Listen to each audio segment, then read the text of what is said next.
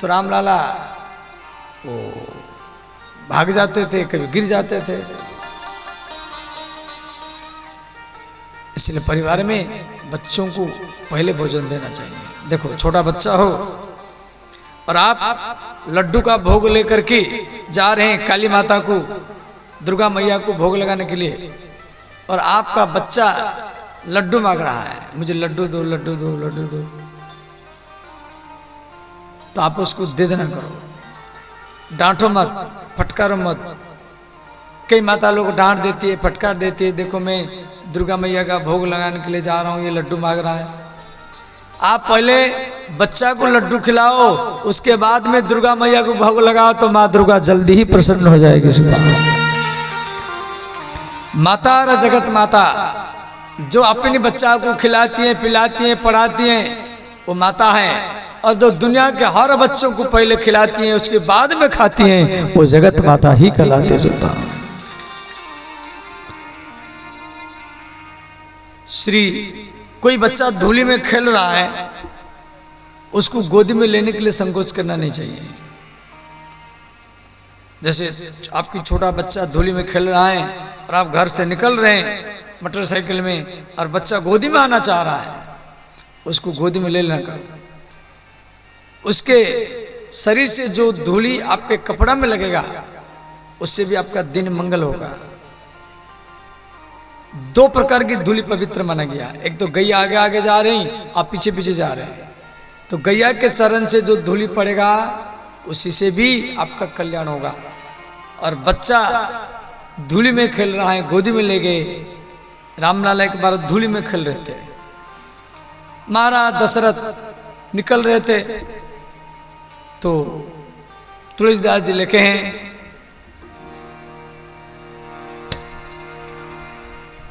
धूसर धुरी भरे तनु आए, धूसर धुरी भरे तनु आए। ये चौपाई को समझ गए। धूसर धुरी भरे तनु, तनु माने देह, तनु शब्द का अर्थ देह, माने रामलाला के शरीर में पूरा धूली भरा हुआ है। धूसर धूरी भरे तनु आए, धूसर धुरी भरे तनु आए। भूपति बिहसी गोद बैठाए, भूपति बिहसी गोद बैठाए। भूपति, भूपति माने राजा, भूपति माने भू शब्द का अर्थ है पृथ्वी। भू माने पृथ्वी, और पृथ्वी का पति कौन होता है? राजा होता है। तो राजा दशरथ भूपति बिहसी माने हंसते हुए गोद बैठा है। तुलसीदास जी रामचरितमानस में इस बात को लिखे, भूपति बिहसी गोद बैठा, भूपति बिहसी गोद बैठाए। भोजन करत बोलो जब राजा, भोजन करत बोलो जब राजा। नहीं आवत तजी बाल समाजा, नहीं आवत तजी बाल समाजा। श्री राम जय राम जय जय राम, श्री राम जय राम जय जय राम। एक बच्चा को कैसे पालन करना चाहिए, ये चरित्र हमको राम जी के बाल्य लीला से ही सीखना है। बच्चा के लिए खिलौना कैसा होना चाहिए, बच्चों को घर में कैसे सुलाना चाहिए, भोजन कैसे कराना चाहिए। लाड़यते पंचवर्षाणि बच्चों को 5 वर्ष तक खूब प्यार करो, और कभी कभी थोड़ा सा भी डांटो फटकारो। बच्चों को ज्यादा प्यार करेंगे तो बच्चे बिगड़ जाएंगे। इसलिए माँ यशोदा कभी कृष्ण कन्हैया के कान को पकड़ करके डंडा से पीटती थी। शास्त्र में दिया गया है, लालनात बहु दोषः ताड़नात बहु गुणः। बच्चों को ज्यादा प्यार करेंगे बच्चे बिगड़ जाएंगे, और थोड़ा सा कान पकड़ करके डांट देंगे फटकार देंगे तो उनका भविष्य जिंदगी सुधर जाएगा, अच्छे बन जाएगा। इसलिए दोनों चाहिए, केवल प्यार नहीं। केवल प्यार करते रहेंगे तो बच्चे बिगड़ जाएंगे, आपको अधीन बना देंगे। ये चाहिए वो चाहिए वो चाहिए। दूसरे घर में जाएंगे तो भी वहां जाके आपको बोलेंगे वो चाहिए वो चाहिए, और बच्चा के कारण दूसरे के घर में भी मां को बेइज्जत होना पड़ेगा। इसीलिए बच्चों को कभी फटकारना भी चाहिए। लालना तो बहु गुणः, ये लालना तो बहु दोषः, ताड़ना थोड़ा डांटेंगे फटकारेंगे, ताड़ना माने फटकारना, बहु गुणः उसमें चरित्र बन जाएगा। अब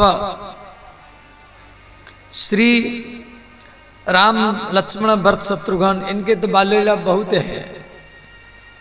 धीरे धीरे और थोड़ा ये बड़े हुए तो श्री आंखें मिचोनी खेल खेलना, कबड्डी खेलना, राम लक्ष्मण एक तरफ भरत शत्रुघ्न एक तरफ, गेंद खेलना, इस प्रकार वो खेलने लगे। कभी अब रावण चिंतित है जो मेरा शत्रु धीरे धीरे बड़ा हो रहा है। नारद जी बोले थे जो राम के द्वारा मेरा मृत्यु होगा, और अभी बचपन में अयोध्या में खेल रहा है, मैं जा करके इस समय राम को मार डालूंगा। तो रावण लंका में चला, लंका से, और अयोध्या में एक मणि पहाड़ है वहां छुप करके बैठा है।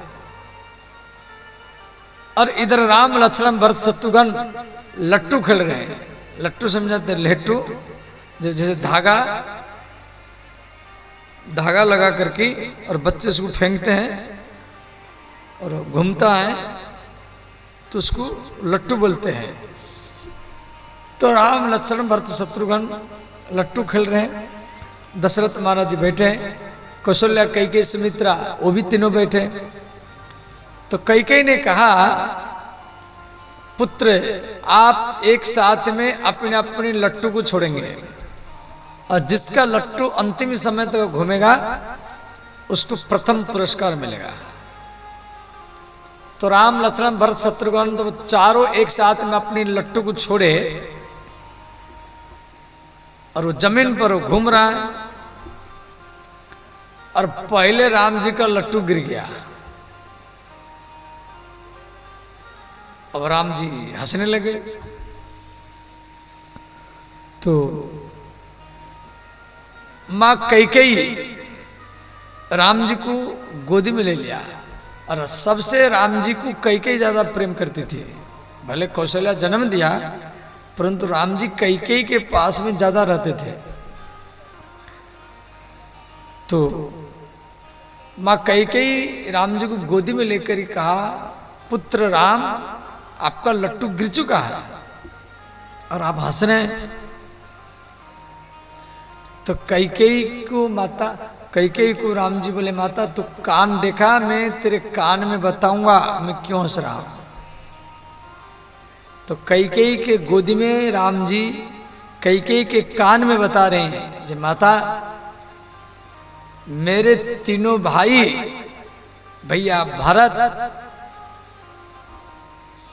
और लक्ष्मण शत्रुघ्न जीते हैं, इस बात का मुझे प्रसन्नता है, इसीलिए मैं हंस रहा हूं। राम जी का एक स्वभाव है, हार हूं खेल जीता वही मोही। राम जी का स्वभाव है स्वयं हारना और अपने भाइयों को जिताना। हर स्थिति में, हर परिस्थिति में कभी जीतने की प्रयत्न राम जी कभी नहीं करते थे। मैं हारूं, मेरे भैया भरत जीते, ये राम जी का स्वभाव। साधारण बच्चे में कभी लड्डू लाए, किसी बच्चा को थोड़ा सा दे दिया, किसी को ज्यादा दे दिया, जिसको कम दिया वो रोता है, देखो मुझे कम दिया है। राम जी का ऐसा स्वभाव नहीं है। पहले भाइयों को खिलाना, उसके बाद में खाना, पहले भाइयों को सुलाना, उसके बाद में सोना, ये राम जी का स्वभाव। हारे तुलसीदास जी रामचरितमानस में इस बात को लेके एक एक पंक्ति का अर्थ करेंगे तो महीना भर ही लगेगा रामचरितमानस बोलते बोलते। हारे खेल जिता वही मोही, ऐसा स्वभाव जिसका होता है और वही व्यक्ति देश को राम राज्य ही बना सकता होता। अब हम तो हरदम जितने में रहते हैं, सम्मान हमको चाहिए, प्रतिष्ठा हमको चाहिए, और ये भक्त का सर्वोत्तम लक्षण है, दूसरे को जिताना सुहारना। श्री अब राम जी कई को बोले माता मैं एक कला दिखा रहा हूं। कई बोली बताओ कौन सा कला है। तो भरत का लट्टू घूम रहा था, तो राम जी क्या किए, भरत के लट्टू को हाथ में ले आए और उसमें धागा लिपटा करके और घुमा घुमा करके फेंके। और उधर मणि पहाड़, अयोध्या में मणि पहाड़ है, और वहां रावण छुप करके बैठा था, वो राम को मारने के लिए आया था। तो राम जी जब लट्टू को धागा में लिपटा करके ऐसे आकाश में फेंके, और वो लट्टू जा करके वो रावण के खोपड़ी में जा करके घूमने लगा सुता। रावण का 10 खोपड़ी है, और 10 खोपड़ी में वो 10 बोरिंग किया। रावण भयभीत होकर वहीं से लंका भागा। तब से अयोध्या कभी नहीं आया कि जिसका लट्टू मुझे भगा दिया मैं उसको क्या मारूंगा। तब से रावण को और ज्यादा चिंता बढ़ गया। बाल चरित हरि बहु विधि किन्हा, अति आनंद दासन कहूं दीन्हा। अब राम, लक्ष्मण, भरत, शत्रुघ्न, उनके और साथी मित्र भी थे।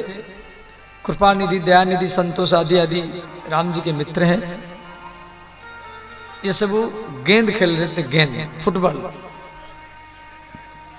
ध्यान देना। तो रावण एक राक्षस को भेजा, उसका नाम है सर्पकेश। वो राक्षस का नाम है सर्पकेश। केश समझाते, केश माने बाल, केश शब्द का अर्थ बाल। मैंने वो राक्षस की खोपड़ी में जितना बाल था वो सब एक एक सर्प थे। और राक्षस बहुत बड़ा है तो केश भी बड़ा है, कई कई किलोमीटर तक उसका लंबा केश है। और उसके खोपड़ी में 1.5 लाख सर्प है। सब बाल एक एक सर्प थे, उसमें नाग भी थे, नागिन भी थे। रावण उसको भेज दिया कि जाओ अयोध्या, राम खेल रहे होंगे, कैसे भी मार कर गिराओ। तो सर्पकेश राक्षस अयोध्या में आया है, पहाड़ के ऊपर बैठा है। राम फुटबॉल खेल रहे हैं, खेलते खेलते यहाँ आएंगे तो मैं यहीं पर मारूंगा। इधर भगवान महादेव और माता पार्वती कैलाश में। तो भगवान शिव चिंतित है, बोले हे देवी, मेरे परम आराध्य जानकीनाथ अभी बच्चे हैं, गेंद खेल रहे हैं, और रावण एक राक्षस भेजा है, उसकी खोपड़ी में 1.5 लाख सर्प है और कई कई किलोमीटर लंबा है। तो ये बात को सुन करके पार्वती माता बोले, नाथ मैं जगत माता हूं, मेरा कर्तव्य राम का रक्षा करना, इसलिए मैं जा रहा हूं। शिव जी बोले हम भी जाएंगे। तो भगवान शिव और पार्वती कैलाश से सबर और सबरी बनकर के भील और भिलिन बनकर के आए। सब ध्यान देना, माता लोगों की तरफ से आवाज आ रहा है, माता लोग की तरफ से आवाज आ रहा है। तो इसलिए सब शांत चित्त, बच्चों का बात छोड़ दो, कथा में दिमाग लगाओ, सब शांत रहे। देखो, श्री भगवान शिव और पार्वती भील और भिलिन के रूप में आए हैं, जंगली जाति। तो इनके पास एक बाजा होता है, वो बाजा का नाम है भपंगी। तो पार्वती माता सबरी रूप में भपंगी बजाती हैं तो महादेव जी नाचते हैं, और महादेव जी भपंग बजाते हैं तो पार्वती माता नाचती हैं। तो महादेव जी के नृत्य को तांडव नृत्य कहा गया, और पार्वती माता के नृत्य को रास नृत्य कहा गया, रास। तो ये छोटे छोटे बच्चे गेंद खेलते खेलते वहां पर आ गए। अब महादेव जी भील के रूप में, सबर के रूप में तांडव नृत्य कर रहे हैं। तो बच्चे क्या किए, चारों तरफ घेर करके बैठ गए और सब तांडव नृत्य देख रहे हैं। तो उस समय महादेव जी नृत्य के बाद में अपना कपड़ा बिछा दिए। बोले, बच्चे, हम आपको नृत्य दिखाया है, इसीलिए आप अपने घर से चावल हो, गेहूं हो, रुपया हो, आटा हो लेकर के आओ, और इसी से हम अपना परिवार चलाते हैं। अयोध्या के बच्चे सब घर घर से लाए। अब राम जी सोचा, हम क्या लाए? राम जी छोटे हैं और सुंदर शरीर है, 3-4 साल के हैं। तो राम जी क्या किए, अपनी अंगूठा को मुख में चूसते हुए और उस सबर के गोदी में जाके बैठ गए। भगवान महादेव राम लाला को गोदी में लेकर के परमानंद में डूब गए। अब राम लाला बोले, बाबा मुझे नृत्य सिखाओ। तो सबर रूप में, भील रूप में महादेव जी रामलाला को नृत्य सिखा रहे हैं।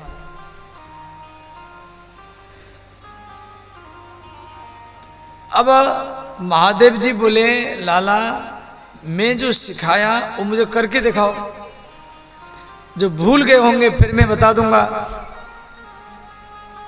देखो, राम जी का बाल्यलीला बहुत है, केवल हम बाल्यलीला ही चर्चा करेंगे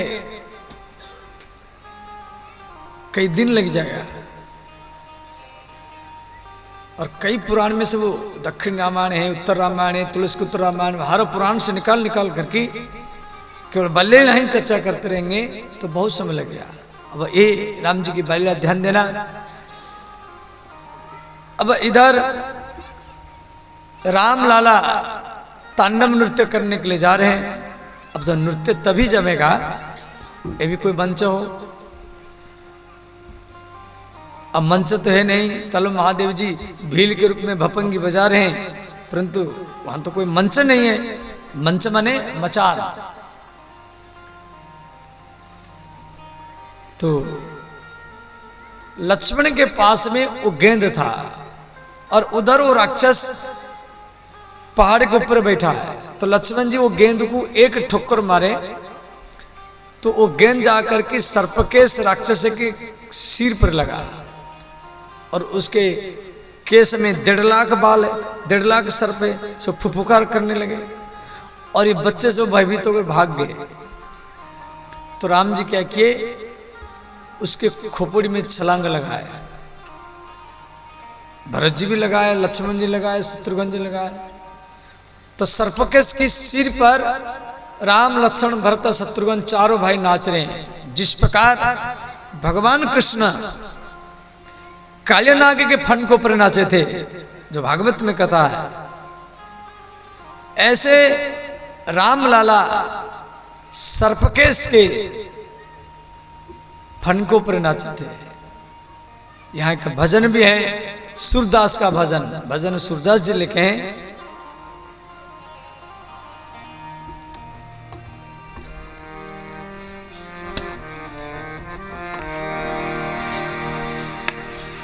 तांडव गति मुंडन पर नृत्यत बनमाली, तांडव गति मुंडन पर नृत्यत बनमाली, तांडव गति मुंडन पर नृत्यत बनमाली, तांडव गति मुंडन पर नृत्यत बनमाली। समझना, तांडव गति माने शिव जी जो नृत्य करते उसको बोलते तांडव नृत्य। उसी नृत्य को राम जी तांडव गति मुंडन सर्प के फन को ऊपर कर रहे हैं। 1.5 लाख सर्प है, उनके फन में राम जी नृत्य कर रहे हैं। नृत्य तब बनमाली, बनमाली माने जो वन में विहार करने वाला कौन है? राम। तांडव गति मुंडन पर नृत्य तब बनमाली, तांडव गति मुंडन पर नृत्यत बनमाली।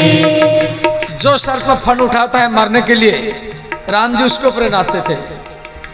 पम पम पम पब पटकत पम पम पम फन नो पर, पम पम पम पम पटकत पम पम पम फन नो पर, पम पम पम पब पटकत पम पम पम फन नो पर, पम पम पम पम पटकत पम पम पम फन नो पर।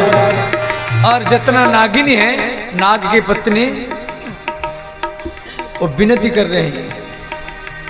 बिम बिम बिम विनती करत नाग बधुआली, बिम बिम बिम विनती करत नाग बधुआली, नाग बधु, नाग बधु माने नागिन। बिम बिम बिम विनती करत नाग बधुआली, बिम बिम बिम विनती करत नाग बधुआली, तांडव गति मुंडन पर नृत्यत बनमाली, तांडव गति मुंडन पर नृत्यत बनमाली। सब गाइए, दोनों हाथ उठा कर गाइए।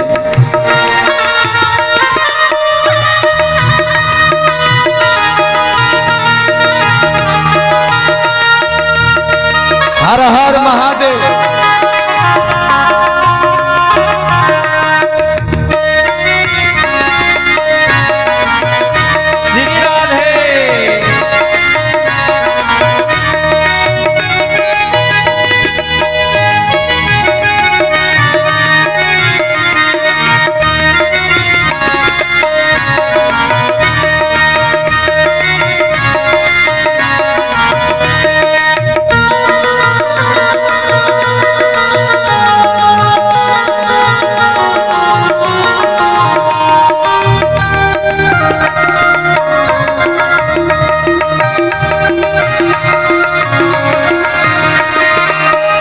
श्री राम लाला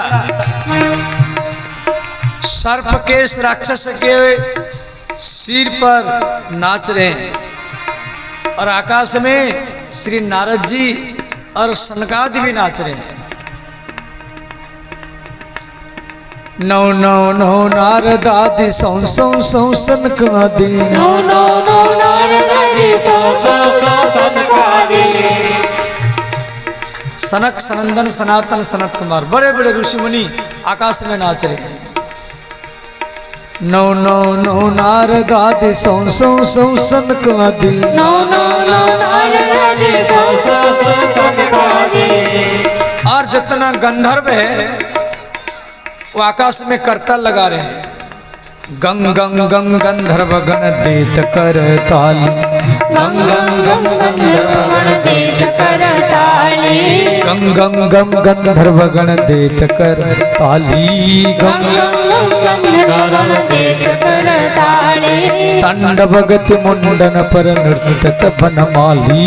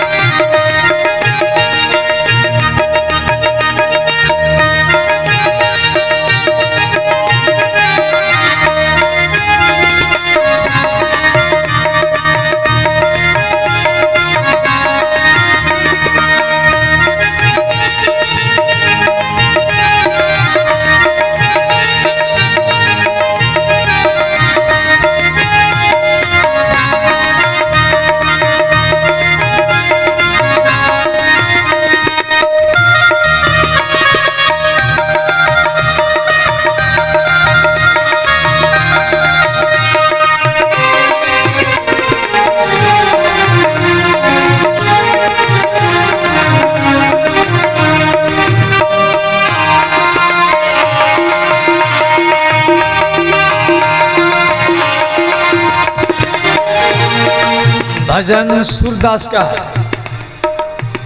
सूरदास जी अंधे थे, 450 साल पहले का लिखा हुआ भजन। सूरदास प्रभु की वाणी किं किं किं किं न जाने, सूरदास प्रभु की वाणी किं किं किं किं न जाने। सूरदास जी उत्तर प्रदेश के आगरा जिला जहाँ ताजमहल है वहीं से 5 किलोमीटर दूर इनकी जन्मस्थान, गांव का नाम है रुनकुता।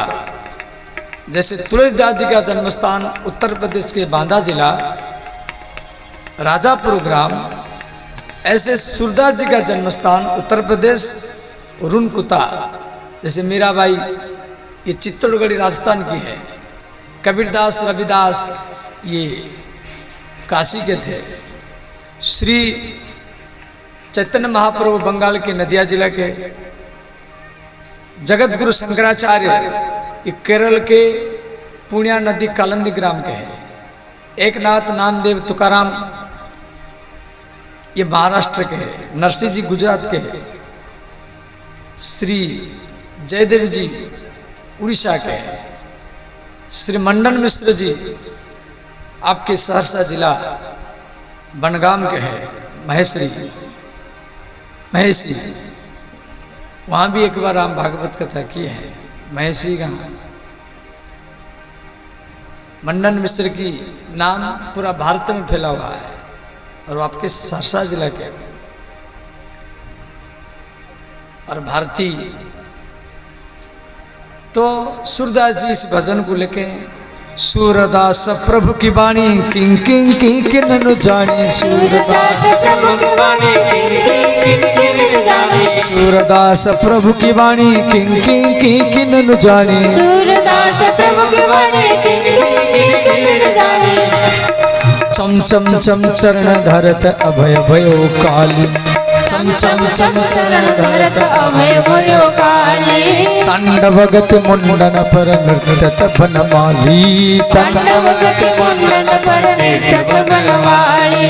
पम पम पम पब पटकत पम पम पम पननो पर, पम पम पम पम पटकत पम पम पम पननो पर। बिम बिम बिम बिनती करत नागवधु आली, बिम बिम बिम बिनती करत नागवधु आली। तांडव गति मुंडन पर नृत्यत बनमाली, तांडव गति मुंडन पर नृत्यत बनमाली।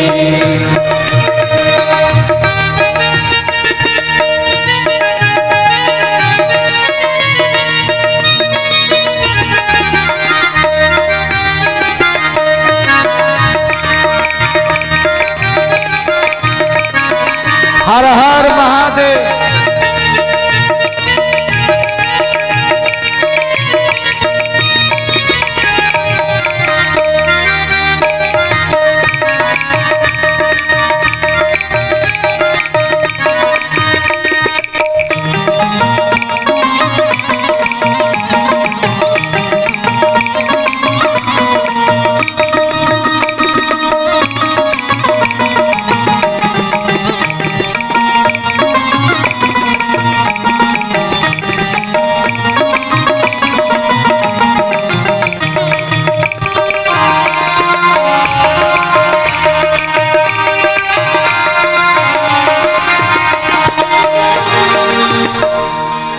इधर श्री विश्वामित्र मुनि का तपस्थली है श्री बिहार के बक्सर जिला।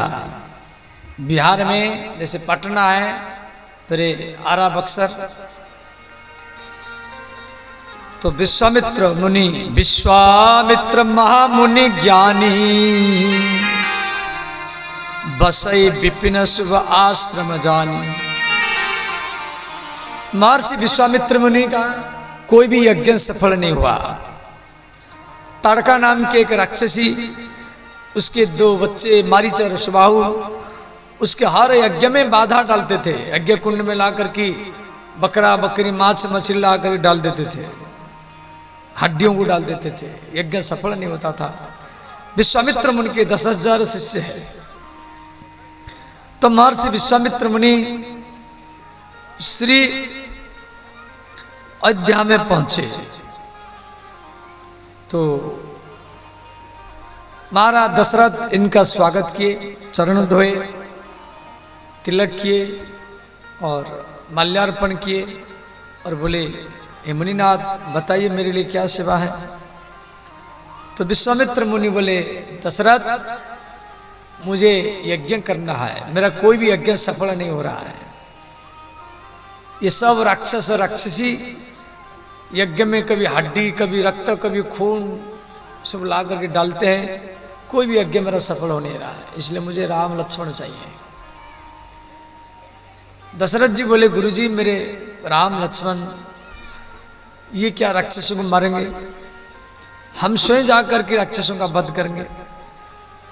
विश्वामित्र मुनि बोले, नहीं नहीं मुझे राम लक्ष्मण चाहिए। अब विश्वामित्र मुनि जब बार बार हट किए, दशरथ जी दुखी हो गए, मेरे राम लक्ष्मण छोटे हैं, मैं इनको कैसे भेज दूं। तो अंतिम में विश्वामित्र मुनि नाराज हो गए, मुझे राम लक्ष्मण चाहिए। तो उस समय वशिष्ठ जी फिरे दशरथ को समझाए, बोले राजन इनको मना मत करो, अब राम लक्ष्मण इनको दे दो।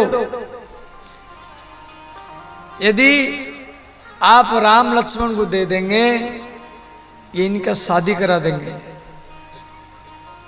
यदि 2 देंगे तो ये 4 बना करके भेजेंगे,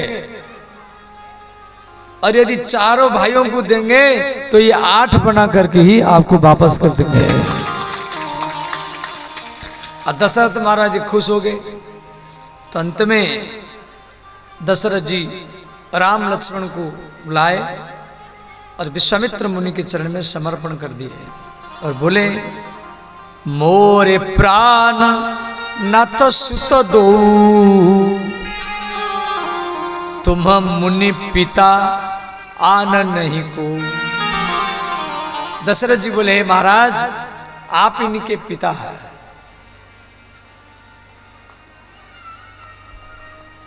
तो दशरथ जी राम लक्ष्मण को बोले, पुत्र आप गुरु जी के साथ जा रहे हैं तो गुरु के आश्रम में तो भिक्षा करना पड़ेगा। वहाँ कोल भील आदिवासी संताल लोग उनके घर से भिक्षा लाना पड़ेगा, भिक्षा करना है, गुरु के चरण में समर्पण करना है और गुरु के आदेश के बाद में पाना है, अपनी इच्छा से नहीं पाना है। और गुरु के सोने के बाद में सोना है और जागने से पहले जागना है। गुरुकुल का एक मर्यादा होता है। ऐसे वशिष्ठ के गुरुकुल में तो राम लक्ष्मण भरत शत्रुघ्न पहले अध्ययन किए थे, इनके ऊपर संस्कार पहले पड़ चुका था। वशिष्ठ जी के पास में इनका मुंडन संस्कार जनेऊ संस्कार आदि सब हो चुका था। अब विश्वामित्र मुनि राम लक्ष्मण को लेकर के अयोध्या गोरखपुर के पास है और वहां से वो बिहार आ रहे हैं। राम जी बिहार में कई बार आए हैं, तो ध्यान देना। तो श्री विश्वामित्र मुनि बोले, राजकुमार इसी रास्ता में जाएंगे, मेरे आश्रम को विश्वामित्र का आश्रम है बक्सर जिला में, बिहार के बक्सर जिला में गंगा नदी के किनारे में विश्वामित्र का आश्रम है। कभी जाएंगे दर्शन करना। और यदि इसी रास्ते में जाएंगे 3 दिन लगेगा, और इसी रास्ते में जाएंगे तो 1 दिन लगेगा। परंतु इसी रास्ता में ताड़का नाम की राक्षसी रहती है, वो सबको खा जाती है, इसलिए लोग को इस रास्ता में नहीं जाते हैं। राम जी बोले गुरुजी ये 1 दिन वाला रास्ता में जाएंगे, देखेंगे ताड़का कैसे खाती है। तो महर्षि विश्वामित्र मुनि और राम लक्ष्मण वो 1 दिन वाला रास्ता में, उत्तर प्रदेश, अयोध्या कहाँ है?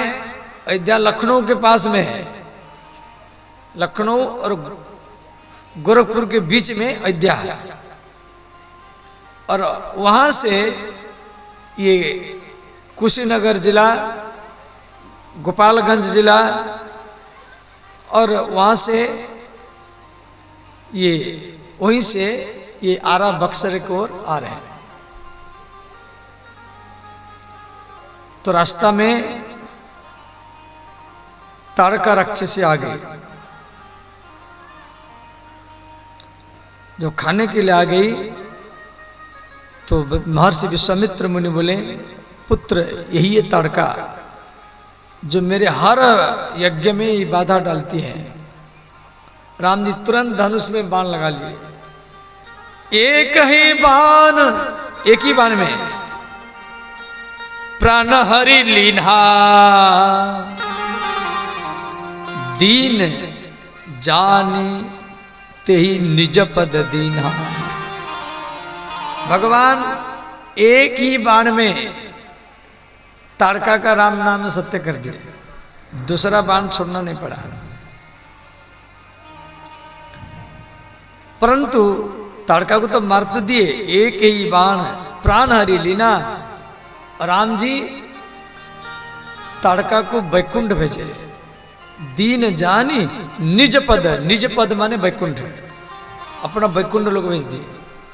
अब थोड़ा विचार करो, जो ताड़का राम जी को मारने के लिए आई थी और भगवान राम ताड़का को वैकुंठ भेज दिए, साकेत वैकुंठ धाम, वही वैकुंठ बोलते, उसको साकेत लोग भी बोलते। ध्यान देना, जब राम जी को मारने वाली ताड़का को राम जी वैकुंठ लोग भेज रहे हैं और आप लोग राम कथा सुन रहे हैं, तो आपको वैकुंठ लोग को क्यों नहीं मिलेगा? निश्चित मिलेगा। अरे कम से कम ताड़का से तो हम लोग अच्छे हैं ना। यत् श्रवणम सद्यो विधुनति कलमशम, भागवत का 2 स्कंद का 1 अध्याय का श्लोक। यत् श्रवणम, भगवान की कथा, सद्यो विधुनति कलमशम, कलमशम माने पाप, कलमशम शब्द का अर्थ पाप।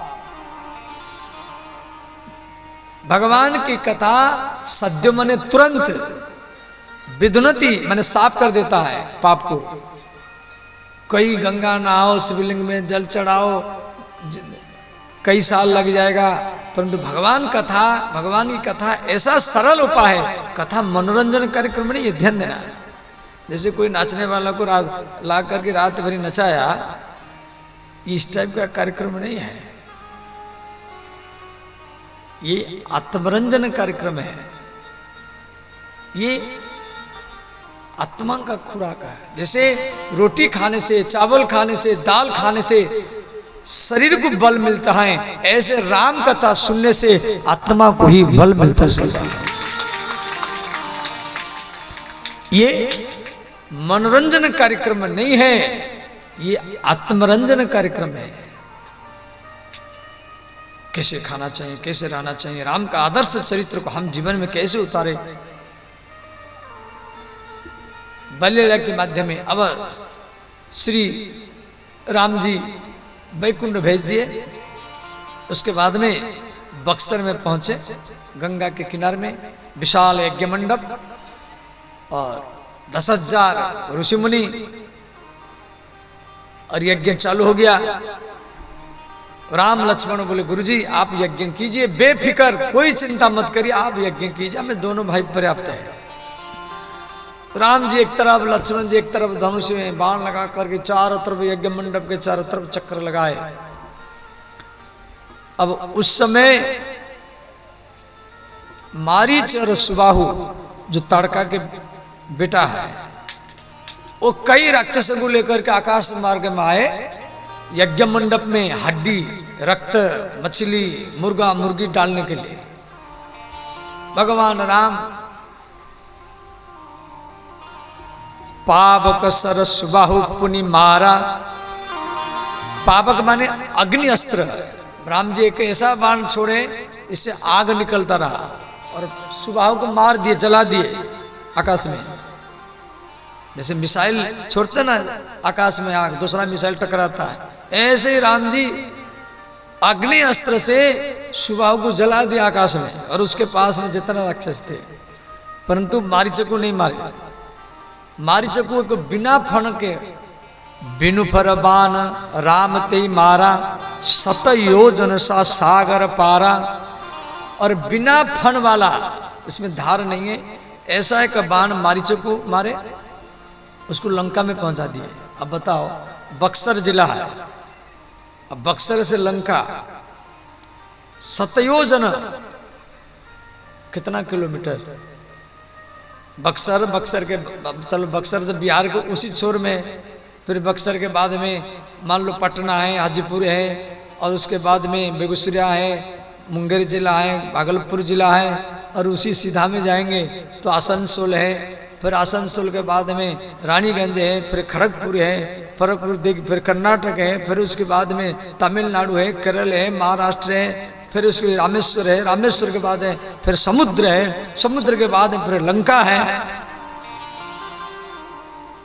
इतना दूर तक राम जी का बाण गया। बिहार से लंका विदेश, लंका भारत के बाहर है। सतोजोजन राम जी समझ गए, इसी से फिर और लीला करना है कि सीता हरण के समय में ही मारीच हिरण का रूप बना करके जाएगा माता सीता से, लक्ष्मण से राम को अलग करने के लिए, उसी समय में इसको मारा जाएगा। तो इस प्रकार यज्ञ पूर्णाहुति हुआ। तो उस समय महाराज जनक जी का एक निमंत्रण श्री विश्वामित्र मुनि के पास पहुंचा। तो विश्वामित्र मुनि बोले, राम, महाराज जनक धनुष यज्ञ कर रहे हैं, उनके एक बेटी है जिसकी नाम है सीता है, जानकी है, और उसका स्वयंवर होगा।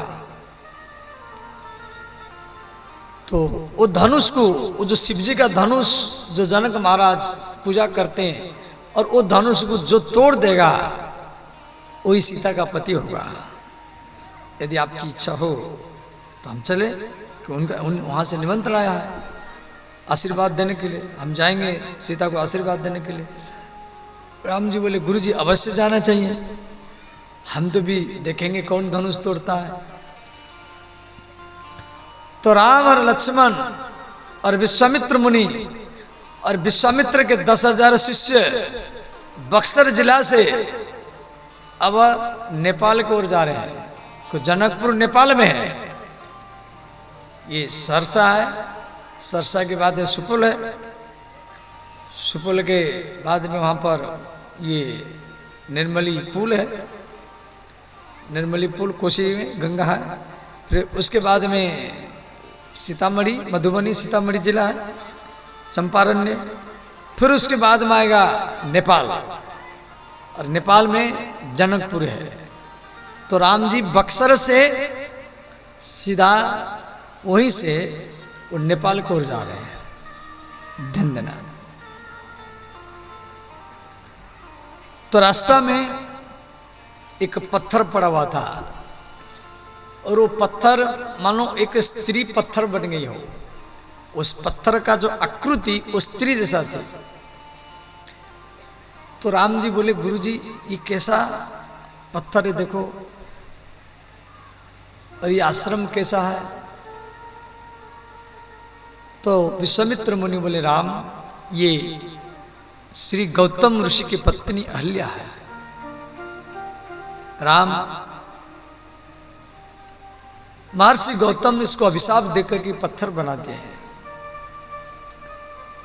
तब से इस आश्रम में कोई पेड़ तक भी नहीं है, कोई पक्षी नहीं है, पशु नहीं है। कई हजार वर्ष से बिचारी आपके राह देख रहे हैं। आप इसको पर चरण रखो। तो राम जी बोले, गुरु जी ये एक ब्राह्मणी है और मैं एक क्षत्रिय हूं, मैं अपना चरण कैसे रखूं? आश्रम एक दिख मगमाही। मग माने रास्ता में आश्रम पड़ा। खग, खग माने पक्षी। मुर्ग, मुर्ग माने पशु। जीव जंतु तहा नाही। ना कोई पक्षी ना कोई पशु। पूछा मुनि शिला प्रभु देखी, सकल कथा मुनि कहा विसेखी। महर्षि विश्वामित्र मुनि राम जी को सारा बात बताए। कथा तो लंबा है, मैं थोड़ा सा संक्षेप में बता दे रहा हूं। अहल्या जो है ये ब्रह्मा जी की बेटी है और अत्यंत सुंदरी है।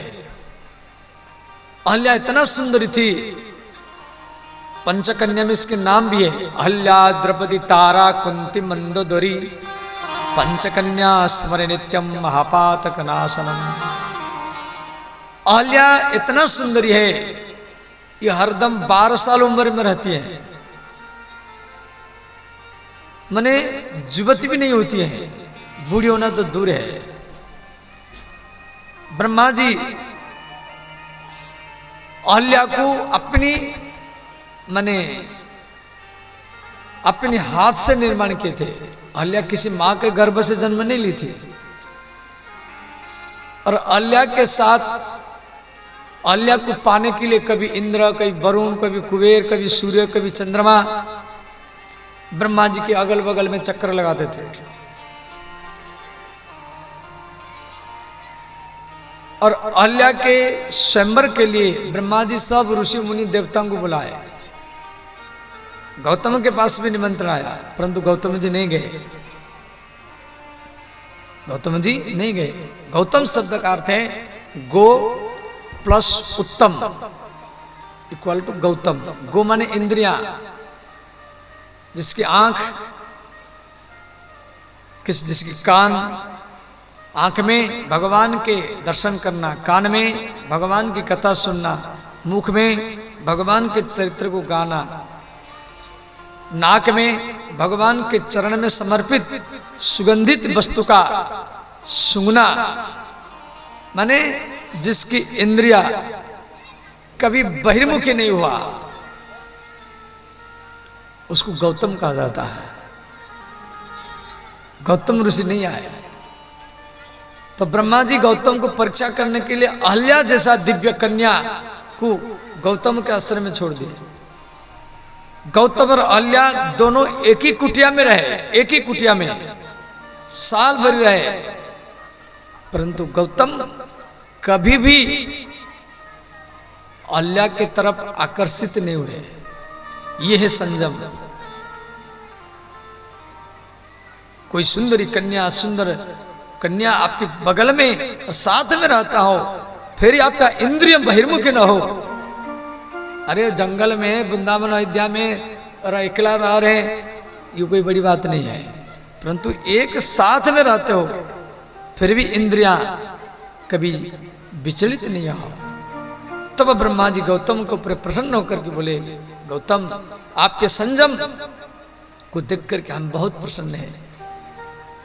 तो ब्रह्मा जी अहल्या को गौतम को दान कर दिए। जे बेटा ये तेरे भजन में कहीं बाधा नहीं डालेगी, ये तुझे सहायता बनेगी। गौतम अहल्या के चरित्र तो बहुत लंबा है। त्र्यंबकनाथ ज्योतिर्लिंग है नासिक में, वो गौतम अहल्या के तपस्या में ही प्रकट हुए ज्योतिर्लिंग। तो परंतु इंद्र का इच्छा पूर्ति नहीं हुआ। इंद्र गौतम की पत्नी अहल्या के साथ सहवास करने के लिए, व्यभिचार करने के लिए वो कई बार दिमाग लगाया। रात में हिरण का रूप में हिरण का आवाज किया। गौतम ऋषि सोचे भाई प्रातकाल हो गया है, वो नहाने के लिए चले गए गंगा नदी में। और इधर इंद्र ने क्या किया, गौतम का रूप बना करके अहल्या के पास आ गया। अहल्या मने विचार की मेरे पति है। तो उधर गंगा माता गौतम को आकाशवाणी किया, जब पुत्र तेरे साथ धोखा हो रहा है। जब गौतम जी आए तो इंद्र जा रहा था, तो गौतम जी इंद्र को पहचान ले, मेरा रूप कौन बनाया। तो गौतम ऋषि इंद्र को अभिशाप दिए, जो आपके सहस्त्र, आपके शरीर में सहस्त्र छिद्र हो जाए। फिर गौतम ऋषि अहल्या को भी अभिशाप दिए, जो आप पाषाण हो जाओ, पत्थर हो जाओ। तो गौतम की पत्नी अहल्या वहीं पर पत्थर बन गई।